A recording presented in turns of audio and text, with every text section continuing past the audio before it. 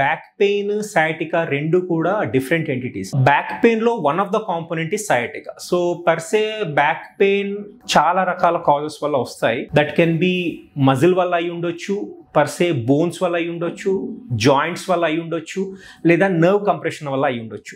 So మనము ఒక్కొక్కటి కనుక చూసినట్టయితే సింపుల్ మజిల్ స్పాజం అంటే నడుము చుట్టుపక్క ఉన్న కండరాలు అన్యూజువల్ స్పాజంలోకి వెళ్ళినా కూడా మనకి బ్యాక్ పెయిన్ వస్తుంది. That is called as mechanical back pain. So muscle spasm. తర్వాత కమింగ్ టు బోన్స్. బోన్స్ లో ఏంటంటే బోన్స్ ఒకదానిపైన ఒకటి స్లిప్ అవ్వడం మనము స్పాండైలోలిస్థెసిస్ అంటాం. లేదంటే ట్రామాటిక్ బ్రేకేజ్ అంటే ఫ్రాక్చర్, బోన్ ఫ్రాక్చర్ అవడం వల్ల కూడా బ్యాక్ పెయిన్ వస్తుంది. So that is related to bone. Coming to joints అయితే there are something called as facet joints in the back. ఒక వర్టిబ్రా బాడీకి ఇంకో వర్టిబ్రా బాడీకి మధ్యలో ఉండే ఫేసెట్స్ ఉంటాయి, ఫేసెటల్ జాయింట్స్ అంటారు. వయసు రీత్యా ఏంటి అంటే వయసు పెరుగుతున్న కొద్దీ ఆ జాయింట్ లో ఆర్థరైటిస్ ఉంటుంది. సో దాని వల్ల కూడా మనకి బ్యాక్ పెయిన్ వస్తుంది. సో ఫేసెటల్ ఆర్థరైటిస్ వల్ల కూడా వస్తుంది. తర్వాత మనం కామన్ గా యూజ్ చేసే సయాటికా ఏదైతే ఉందో వర్టిబ్రా మధ్యలో ఉండే డిస్క్ అనేది మనకి స్పైనల్ కార్డ్ పైన కంప్రెషన్ కాజ్ చేస్తుంది. ఆ కంప్రెషన్ వల్ల మనకి రేడియేటింగ్ పెయిన్ అనేది తుంటి నుంచి మొత్తము కాలు, తొడ, మోకాలు, కాలు వరకు పాకుతుంది. దాన్ని sciatica. So back pain sciatica